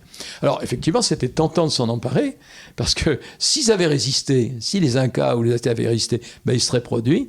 Ce que les découvertes européennes du XVIe siècle ont fait en Inde, en Chine ou en Afrique subsaharienne, ils auraient fait du commerce, comme vous l'évoquez. C'est ça, hein. Parce que quand on ne peut pas prendre, on échange. Bon, ils n'étaient pas pires que les autres. Hein. Les Chinois de Cheng He, ils étaient aussi là pour imposer l'idée que l'empire du milieu, l'empereur de Chine, dominait le monde. Bon, il suffisait de le reconnaître. Parce que de toute façon, dans le vocabulaire chinois, dans la tradition chinoise, il n'y a pas de commerce. Le commerce n'existe pas. Si vous échangez un bien avec les Chinois, ça veut dire que dans sa magnanimité, l'empire chinois vous fait des cadeaux pour reconnaître, et vous lui faites des offrandes. Alors évidemment, ça peut très bien faire du commerce, au bout du compte. Mais ça ne se prend pas ce vocabulaire-là. La Chine, normalement, n'a pas besoin du reste du monde. Elle a tout pour elle. Mais elle peut exporter. Bon, ça n'a peut-être pas changé. Mais enfin, et donc, on n'a pas pu... si je vous suis, mais vous allez me dire si je me trompe, on n'a pas pu envahir la Chine, pas vraiment, parce que on n'avait pas la puissance bactériologique, finalement. Ah bah oui, puisqu'on était dans le même bassin épidémiologique. Coup, on avait les mêmes maladies, on avait les mêmes guerre. anticorps. Donc les Chinois n'étaient pas plus malades que les Européens. Hein. C'était même les Européens, après des mois et des mois de voyage pour arriver en Asie orientale, passant par des régions de mousson, ils n'étaient pas forcément en bon état. Les Chinois étaient chez eux, quand les Européens les ont embêtés, ils les ont tranquillement mis dehors. Mais alors, tranquillement. Il y a un beau texte qu'a fait un historien de Nanterre, qui s'appelle L'Aigle et le Dragon, et qui raconte les conquêtes, les tentatives de conquête parallèle des Aztèques, donc c'est Cortés, ça c'est l'Aigle, et d'autre part de la Chine, car les Portugais, au même moment, parce que c'était dans le domaine octroyé aux Portugais dans le partage qu'ils avaient fait entre Espagnols et Portugais, les Portugais, ils veulent conquérir la Chine. Alors, rétrospectivement, l'idée qu'au début du XVIe siècle, le petit Portugal, un petit million d'habitants à l'époque, qui pouvait donc expédier que quelques centaines d'hommes hors de son pays, puisse conquérir la Chine, qui devait à l'époque être pas loin des 80 millions ou 100 millions d'habitants, c'est totalement ridicule. Mais ils s'en rendaient pas compte. Alors ça a été une expédition lamentable, ils se sont fait fiche dehors.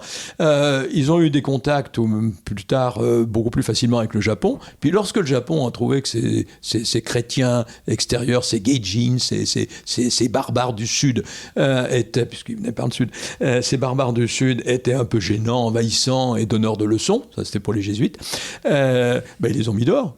Et ceux qui étaient chrétiens, ils les ont juste massacrés, les Japonais qui s'étaient convertis, et puis, ils se sont fermés. Le Sakoku, c'est le nom qu'on donne à cette période. À partir du début du XVIIe, ils se ferment aux Européens. Les Européens n'y peuvent rien.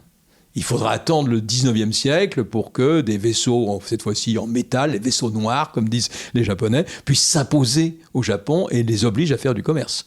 Cela dit, ils ont très vite pris le pli et n'ont pas été colonisés. Non. Comment, ou plutôt, pour rester sur l'Europe, il y a deux questions. Une de géographie, parce que je pense qu'elle est importante, c'est à quoi ressemble la véritable taille des pays ? Parce qu'en fait, les cartes qu'on a, en particulier en Europe, elles ne représentent pas du tout la réalité de la superficie des continents et des zones. Ça, c'est toujours un peu surprenant, parce que tout le monde n'est pas nécessairement au courant. On a tellement l'habitude de voir ces cartes qu'on a l'impression que c'est des cartes qui sont réelles, que c'est la taille de l'Afrique, la taille du Brésil, alors qu'en fait, c'est pas du tout la même chose. Et ça, c'est la première question. Et la deuxième, sans doute... déjà, faisons celle-là, puis après, on verra pour la suivante. Le cartographe que je suis trouve qu'effectivement, cette question est importante. Alors, il y a la question peut se déployer de deux manières. La première, c'est quand on représente une carte régionale, c'est la carte juste d'un pays ou d'une petite partie du monde. Il y a un effet qu'on pourrait tout à fait comparer à la perspective. Quand quelque chose est loin, on le voit petit. Donc, quand vous vous représentez, on s'est amusé à le faire pour les manuels scolaires, quand vous voulez représenter quelque chose qui est très loin, vous allez utiliser généralement une petite carte parce que vous n'y accordez pas une importance colossale.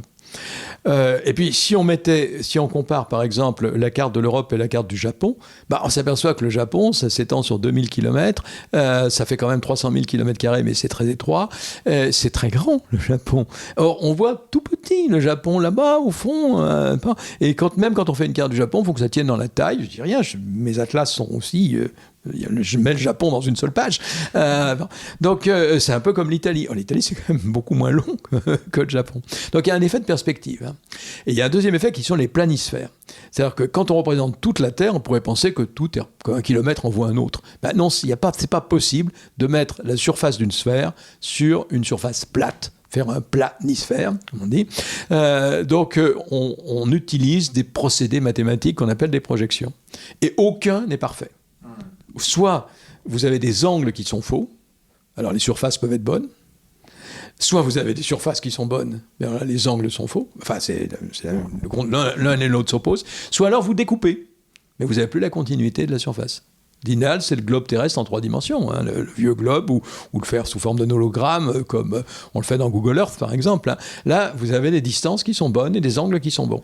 Mais si vous le faites à plat, c'est pas possible. Donc si je prends des images, en gros, le Japon, c'est grand comme la France et l'Italie, c'est ça ? Alors non, parce que ça fait que 300 000 km, c'est-à-dire que c'est plus petit, un peu en superficie, je parlais mais en longueur. En longueur. Tout à fait, vous avez raison. Et est-ce qu'on ne rentre pas l'Europe dans le Brésil ? Si, tout à fait, oui, bien sûr. Non, vous pouvez, on a tendance à imaginer que, par exemple, le Brésil, c'est grand, mais enfin, c'est pas...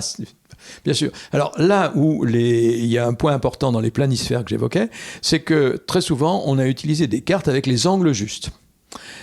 Ces cartes avec les angles justes, qu'on appelle la plus classique, est ce qu'on appelle la Mercator, du nom d'un cartographe flamand de la fin du XVIe siècle, c'est quelque chose où tous les parallèles et tous les méridiens se croisent à angle droit.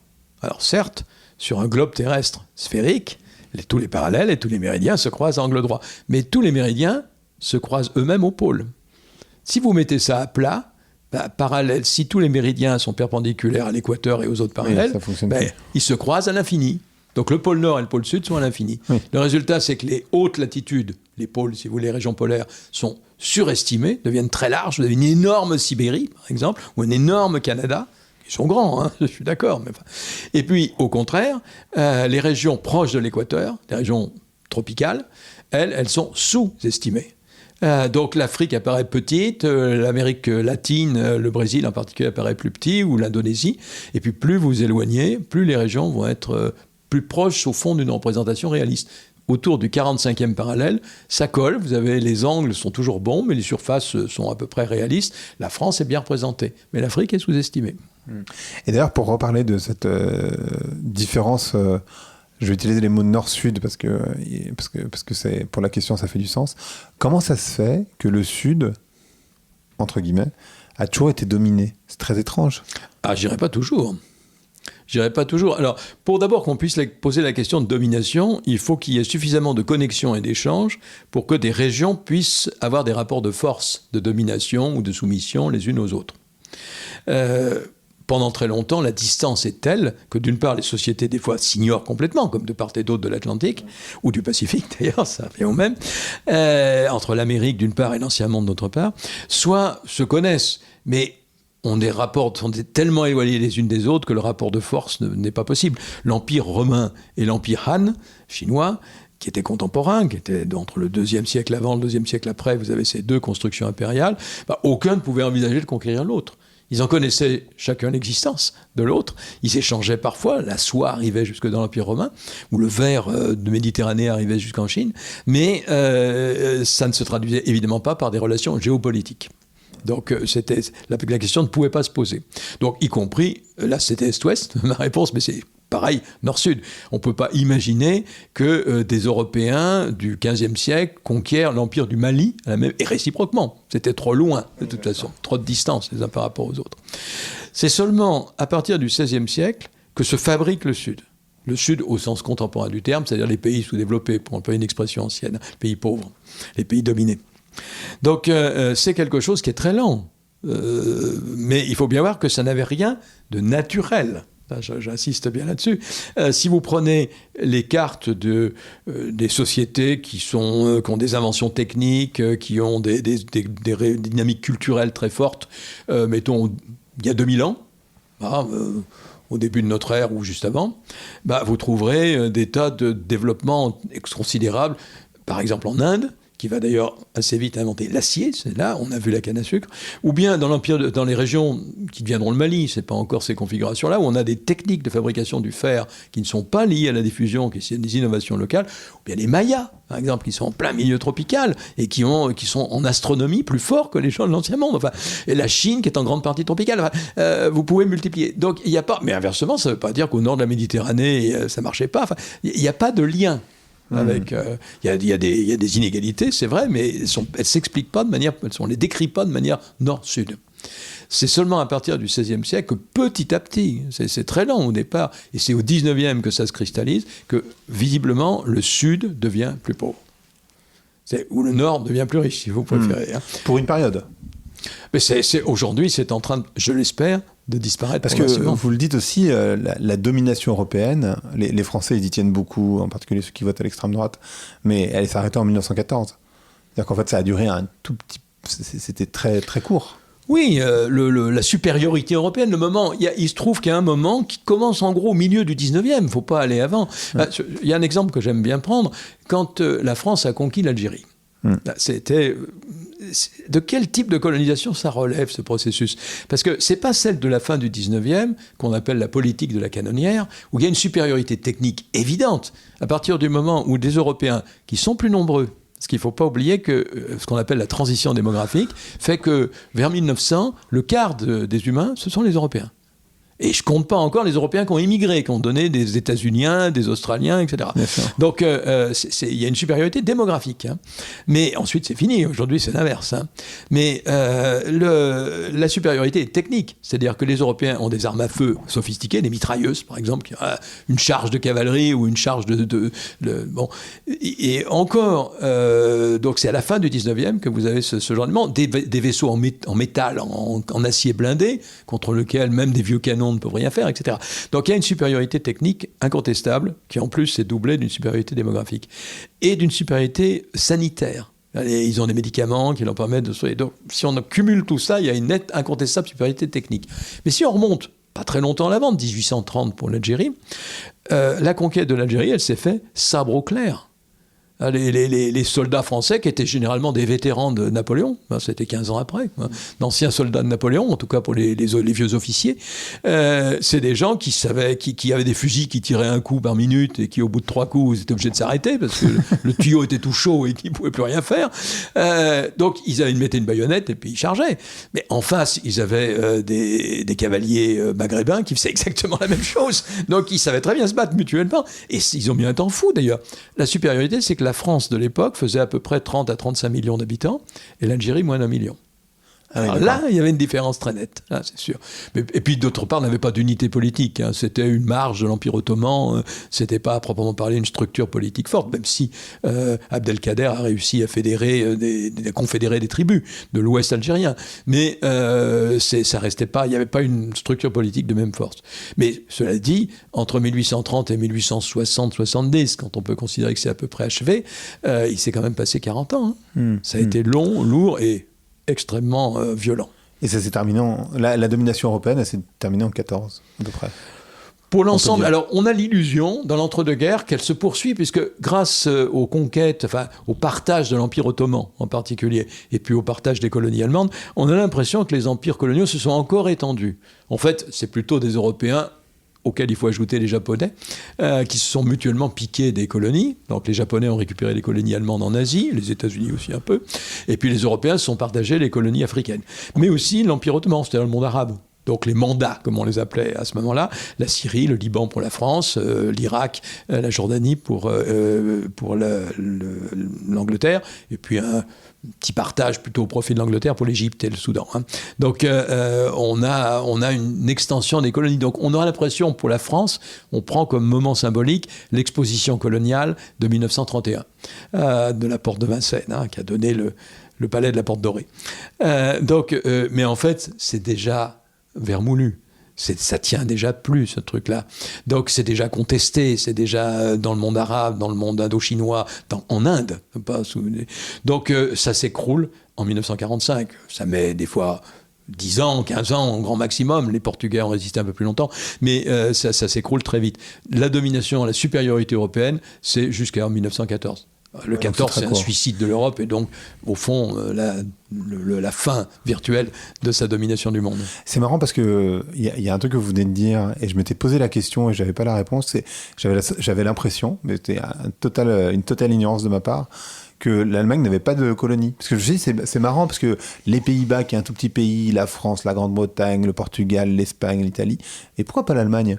Et en fait, c'est juste qu'en fait, ils l'ont fait aussi. Alors, ils en ont eu peu. Non, mais vous avez en grande partie raison, parce que c'est vrai que l'histoire outre-mer est une histoire des pays d'Europe de l'Ouest, du littoral. C'est d'ailleurs au départ des histoires privées. C'est des compagnies privées, des compagnies des Indes, plus ou moins pilotées par l'État, mais ils n'ont pas les moyens de le faire. Donc ils pilotent des entreprises de commerçants qui sont là pour gagner de l'argent. Ça n'a pas d'autre finalité.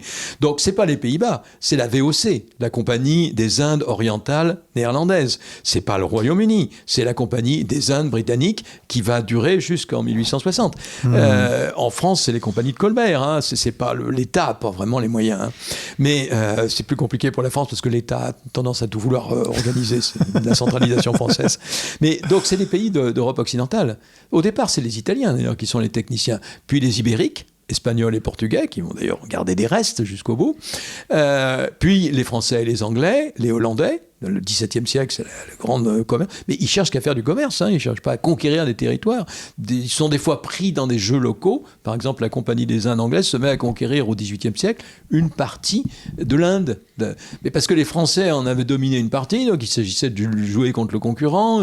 Ils deviennent des maharajas, ils deviennent des souverains locaux. Mais une entreprise privée, elle n'aime pas avoir des troupes, de lever des impôts, gérer des villes, etc. Tout ça, c'est coûteux, c'est compliqué. Donc l'idéal, c'est de faire du commerce, d'avoir des points d'appui, c'est tout. La conquête hollandaise de ce qui va devenir l'Indonésie, les Indes néerlandaises fin 19e, c'est énorme, mais c'est quelque chose qui commence dans les années 1820, il y avait juste un point d'appui à Batavia, jusque-là. Ils se mettent à conquérir progressivement Java, avec des tirailleurs africains, d'ailleurs, c'est des troupes africaines qui vont conquérir.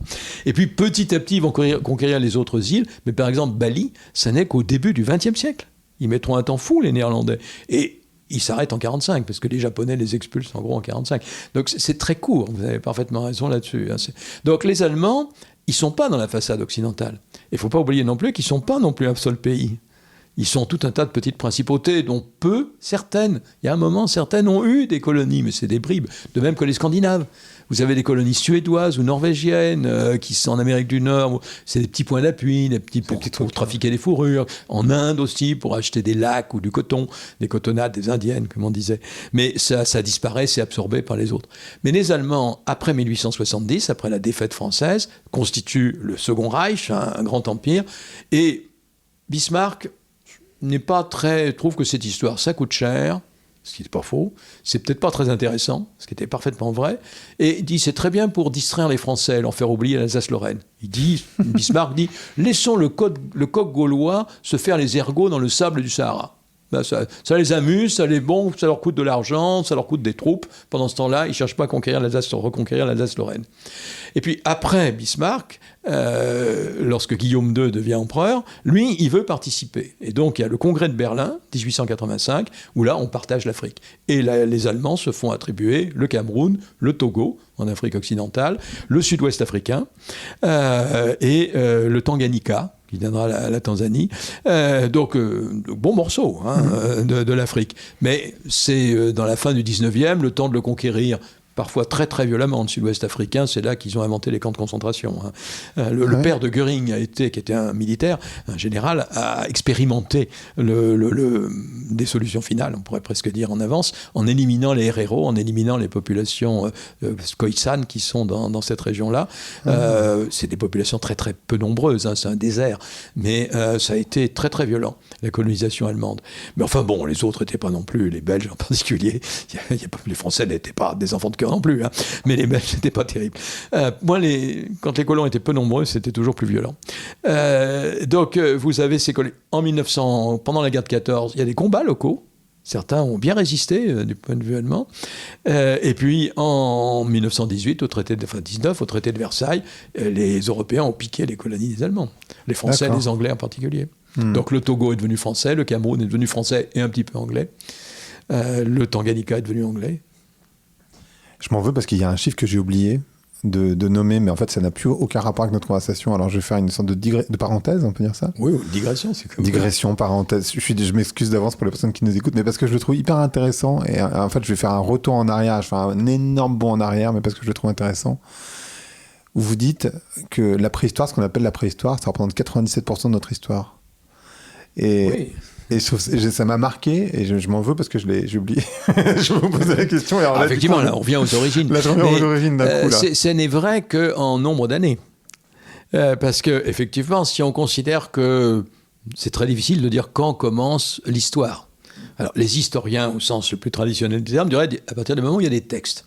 Ce qui veut dire que vous avez des tas de sociétés dont on n'a pas l'histoire. Les peuples sans histoire. Bon. Sarkozy, il avait encore dit en 2007 à Dakar. Mais fermons définitivement, j'espère, cette parenthèse. Donc, on a bien de l'histoire, et on sent qu'on appelait naguère préhistoire. Cette expression n'a plus de grande validité sur le plan scientifique, le terme de préhistoire, parce que souvent on y a confondu l'histoire géologique très ancienne avec les dinosaures, par exemple, il y a 65 millions d'années, et puis l'histoire humaine, il y a 2 millions d'années. Évidemment, aucun humain n'a côtoyé un dinosaure. Il n'y aurait plus d'humains. Non, contrairement à ce que les créationnistes racontent. Donc, le mot de préhistoire, mais inversement, le terme de paléolithique est un terme qui aujourd'hui désigne effectivement tout ce passé humain. Alors on peut remonter il y a 2 millions d'années.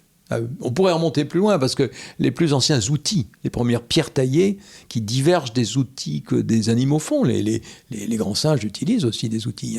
Mais disons ceux qui sont plus travaillés, plus humanisés, c'est encore plus ancien. On peut remonter à 3-4 millions d'années. Mais disons qu'à partir de 2 millions d'années, on commence à avoir un outillage complexe. Donc ces pierres taillées, essentiellement, deviennent de plus en plus complexes. Celles d'il y a 10 000 ans, par exemple, c'est d'une sophistication absolument extraordinaire. Il y a bien une histoire On se rend compte que quand on analyse des campements d'il y a 20 000 ans, qu'on a des groupes qui sont complexes, qui ont des histoires de densité, de migration, de sédentarité. Donc oui, on la connaîtra sans doute toujours très mal, cette histoire, mais on la connaît quand même un petit peu de mieux en mieux. Et on a effectivement... Alors si vous comptez en nombre d'années, il faut remonter au moins il y a 300 000 ans, et on a nos 3% d'histoire au sens classique du terme. D'accord. Voilà. Mais si vous comptez en nombre d'humains, je vous ai dit, 2-3 millions d'humains il y a 20 000 ans. Aujourd'hui, 8 milliards. Imaginons, je me suis amusé à reprendre le calcul de l'historien Pierre Chaunu, imaginons qu'en 2100, ce soit le jugement dernier. Alors moi, je le prends de manière métaphorique, mais Pierre Chaunu, qui était un protestant très croyant, le prenait au sens littéral. Si c'est le jugement dernier à ce moment-là, combien y aura-t-il de personnes à juger ? Puisque ça remonte à Adam, si vous voulez, si vous le prenez au sens littéral, en tout cas au premier sapiens il y a 300 000 ans, ceux qu'on a retrouvés au Maroc. Et puis, si on va jusqu'en 2100, on peut considérer qu'on aurait aux environs de 80 milliards d'êtres humains. Vous voyez que 80 milliards, ça veut dire qu'aujourd'hui, il y en a déjà 10% qui sont présents, qui sont vivants actuellement.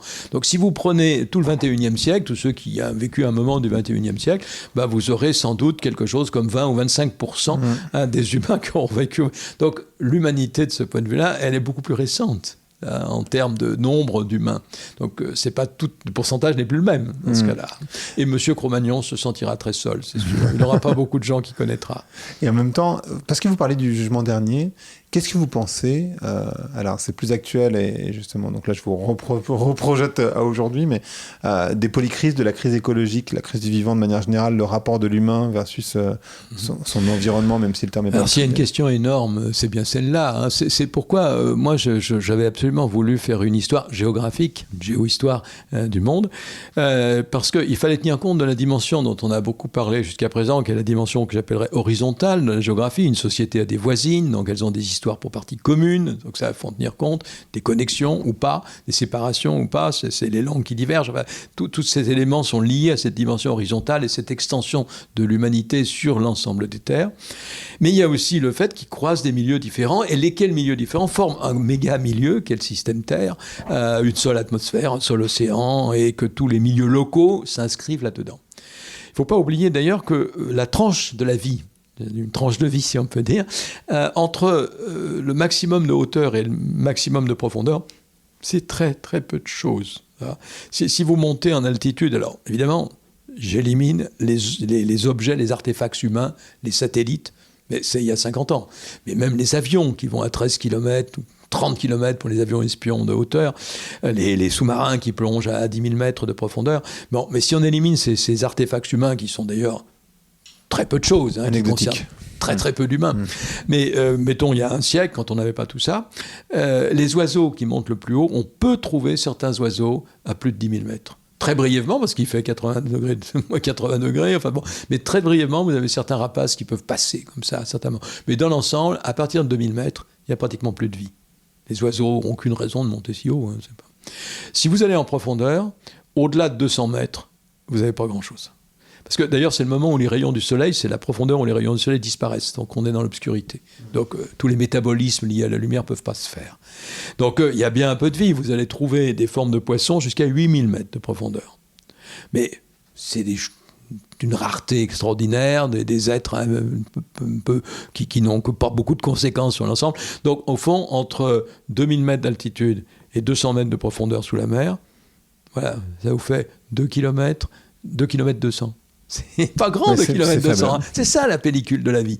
Donc c'est peu de choses. Et si c'est peu de choses, ça veut dire que dès qu'on y met des cochonneries, dès qu'on salit, dès qu'on pollue, et on pollue, on n'a pas beaucoup de réserves dans ces éléments-là. Donc la surface de l'océan, la première atmosphère, ça c'est des choses qui nous importent. Si j'avais creusé le sol et non pas la mer, je serais allé encore moins loin en profondeur. Donc vous avez quelque chose, le sol essentiellement c'est quelques mètres. Donc il faut évidemment en prendre grand soin. Évidemment, on sait tous aujourd'hui que même avant d'être 8 milliards, on avait beaucoup abîmé, et entre autres, à partir du moment où on a utilisé des réserves, des archives, si je peux dire, d'il y a quelques dizaines de millions d'années, parfois quelques centaines pour l'ère primaire, du carbone fossile. Donc on a eu des accumulations de végétaux, c'est le charbon essentiellement, d'animaux, différents vivants, c'est le pétrole ou le gaz, puis dérivé. Donc vous avez ce carbone fossile. À partir du moment où on l'a utilisé massivement, c'est au 19e siècle en Europe et puis ensuite dans le reste du monde, et on continue massivement, là on a esquinté notre système. On arrêterait d'utiliser le carbone fossile, les choses s'arrangeraient vraiment très très rapidement. Bon, je ne dis pas que on n'a pas contribué à faire disparaître des espèces. Là aussi, on était imprudent. Qu'on n'a pas durablement pollué des sols, que les déchets atomiques posent d'autres problèmes. Il n'y a pas que le carbone. Enfin, globalement, ce qui nous rend notre avenir sombre, c'est d'abord l'usage du carbone fossile. Là, c'est un processus historique qui est une solution de facilité. C'est évident que tant qu'on cherchait de l'énergie, il y a des formes d'énergie qu'on connaît bien, qu'on appelle nouvelles, mais qui ne le sont pas tant que ça, puisque depuis des millénaires, on faisait des barrages sur les petites rivières, on mettait des moulins à vent, donc le vent et l'eau, on sait, et c'est renouvelable. Il n'y a que l'énergie solaire, enfin, sauf par l'intermédiaire des plantes. Mais on savait réchauffer d'ailleurs au soleil. Les Incas faisaient des pommes de terre séchées au soleil, donc vieille histoire.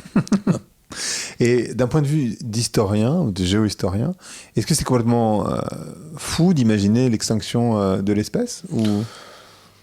C'est assez difficile de l'imaginer globalement. C'est-à-dire que ce qu'on peut facilement imaginer, et qui n'est malheureusement pas improbable du tout, c'est un monde à la Mad Max. C'est-à-dire un monde où les 9/10, ce qui est arrivé en Amérique, c'est arrivé en Amérique, un monde où les 9/10 des humains auraient disparu. Et là, on a les moyens, c'est l'arme atomique. On peut, là où il y a les énormes concentrations de population, on a aujourd'hui des moyens techniques qui nous permettent de tuer pratiquement tout le monde.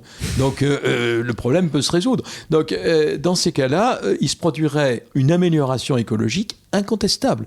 On en a malheureusement eu l'expérimentation en Amérique toujours, puisque je disais il y a quelques temps, là, il y a quelques minutes, que 90% de la population amérindienne avait disparu au cours du XVIe siècle. Alors, 90 au Pérou, là on a des statistiques, c'est en 70 ans pratiquement, entre 1530, l'arrivée de Pizarro, et puis 1600.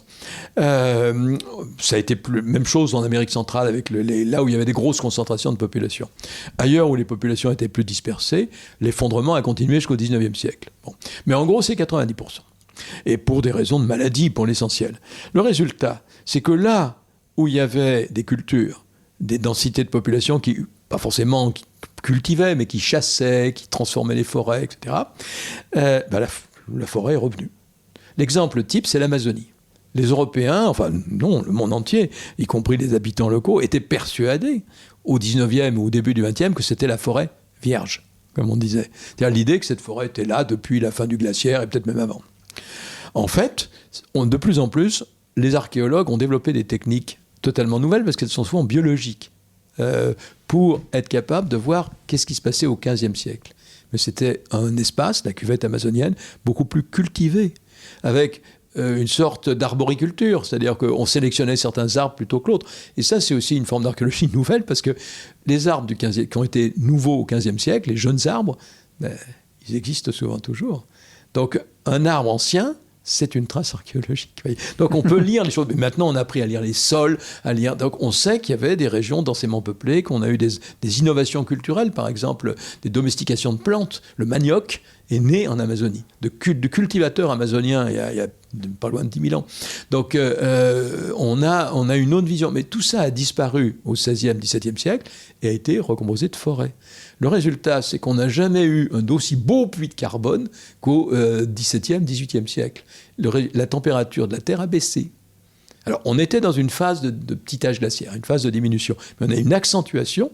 Alors, on a comme ça des beaux tableaux hollandais où on voit des patineurs dans des hivers très froids dans la peinture hollandaise du XVIIe siècle. Mais le XVIIe siècle, ou XVIIIe encore au début, nous montre un monde assez froid, globalement. Et c'est très largement lié, maintenant on a fait des calculs là-dessus, à la reforestation américaine qui s'est poursuivie jusqu'au XIXe siècle. D'accord.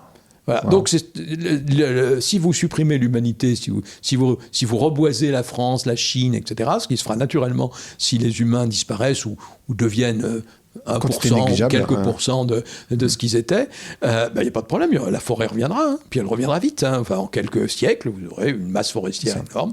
L'atmosphère sera beaucoup plus vivable, il y a des tas de plantes et d'animaux nouveaux qui apparaîtront, ils ont sans doute des mutations. Et puis les humains, ils se reconstitueront, mais comme ils auront de la mémoire et partiront pas de rien, ils risquent de refaire les mêmes choses. Ou pas, on n'espère pas. Mais quoique l'histoire a tendance on verra. L'histoire a tendance à se répéter. On peut ne pas souhaiter cet avenir à la Mad Max parce que ça passera par quelques décennies assez terribles. Ouais, malheureusement, je vais voir qu'on est en train de rentrer dedans, mais ça, on va voir. C'est une réponse géopolitique à la crise écologique, assez violente. Merci beaucoup, Christian. C'est passionnant. En fait, on aurait pu continuer comme ça pendant des heures. Et en plus, je le dis là, mais c'est vrai que le livre, il se lit comme on vous écoute. C'est-à-dire qu'en fait, il est vraiment passionnant à lire. C'est un livre destiné à large public. C'est pas du tout un travail universitaire. Donc, il n'y a pas de notes. J'ai pas fait de grosses biblios. Enfin, c'est vraiment un travail destiné à un large public avec plein de petits exemples. Et on n'en a qu'évoqué que quelques-uns. Ouais, parce qu'il y a l'histoire du quinoa. Je sais que vous êtes très attaché à l'histoire du café, du chocolat. Oui, bien sûr, le petit déjeuner. Non, mais l'histoire du chien, par exemple. L'histoire du chien aussi, la relation du chien. J'avais noté la question du comment ça se fait que le chien c'est une création extraordinaire, des co-créations. Qui a domestiqué qui ? Le loup, le chien. Et qui a domestiqué qui ? Le loup ou l'humain ? Eh oui, tout à fait. Ouais, c'est une co-domestication, comme on dit finalement. Il y a des loups à qui ça les a bien arrangés de suivre comme ça, de s'intégrer à la société humaine. Ouais, c'est intéressant. Mais on va pas traiter tous ces sujets. Il faut lire le livre. Il est génial. Merci. Donc merci beaucoup. Merci Grégory. Le podcast s'appelle Vlan. Donc je voudrais savoir à quoi vous voulez ouvrir ou claquer la porte. Oh, je claquerais bien la porte à tous les souverainismes. Ça, parce que justement, ce que raconte Géohistoire, c'est une histoire d'échange, de métissage, de confrontations qui peuvent être violentes. On a vu en Amérique, c'est terrible, hein, mais en même temps, de construction nouvelle. Un métissage, c'est du neuf. C'est avec deux éléments, on fait quelque chose en plus. Et donc, vouloir au contraire se fermer, qui est un résultat très compréhensible, hein, justement, de peut-être d'une mondialisation qui devient douloureuse pour bien des personnes et bien des groupes, eh bien, ça se traduit effectivement par la perte de le refus même de toute idée de métissage. Ça, c'est terrible. Parfait. Merci beaucoup. Merci d'avoir écouté Vlan. Si vous avez aimé l'émission, n'hésitez pas à mettre des étoiles sur vos plateformes de podcast préférées. Vous pouvez aussi partager l'épisode sur vos réseaux sociaux, Instagram Stories, Facebook, LinkedIn, où vous voulez. Je suis Grégory Pouy. Vous pouvez me retrouver sur l'intégralité des plateformes sous le nom Greg from Paris. Si vous avez des idées pour des invités, si vous avez des commentaires, n'hésitez surtout pas à m'envoyer un message. Allez, merci et à bientôt.